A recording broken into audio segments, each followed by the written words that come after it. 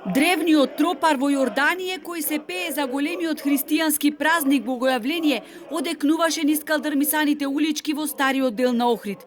Иако годинава изостана организираното фрлање на Светиот крст во езерските води, центарот на православието денеска блесна во исконска убавина.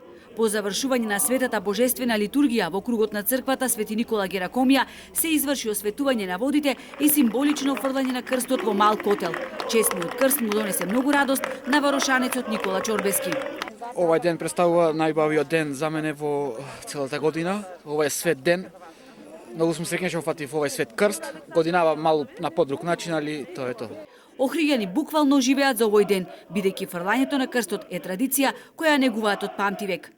Сметам дека требаше да се организира како што се организираше и други години, бидејќи пак имаше поиќе луѓе денеска пред црквава, него мислам илански години имаше многу луѓе, ама имаше доста луѓе денеска пред црквата, што значи ништо нема менеше таму, на пристаниште се фрлиат крстот. Ова година беше една од најтешките и најразличните години, но сепак ние требаше да останеме достојни на традицијата, да си ја обележиме на начин на протоколите.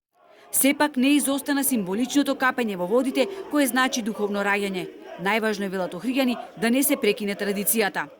Охрид си го правил тоа во многу полоши времења од овие, ќе го преживееме и ова лошотилак, здрави, живи до година, ќе го правиме кој што си е редот. Сега прво име на топла ракија, на пача, ќе се поднапијаме малку. Се наоѓаме во еден момент каде што треба да сме емпатични и да бидеме сите свесни дека пандемијата однеси многу животи на наши роднини, пријатели, секако граѓани, така да во еден дух на христијанството, односно на православието, да направиме само со молитва, тивко во мир за убаво зарно. Црквите беа претесни за верниците кои доаѓаат да запалат свеќа. Свештените лица споделуваат колку беше тешко да се организира одбележувањето на овој голем празник, а тоа да биде на еден достоинствен начин. Еден од светите оци вели едното прај го и другото не заборавај го. Ние се најдовме во таква позиција што се разбира како поддржавачи на сето она што треба да се запази по сиот ред во однос на држење на растојание, носење на маски и слично, а истовремено да не изостанат богослужбите на овој голем ден.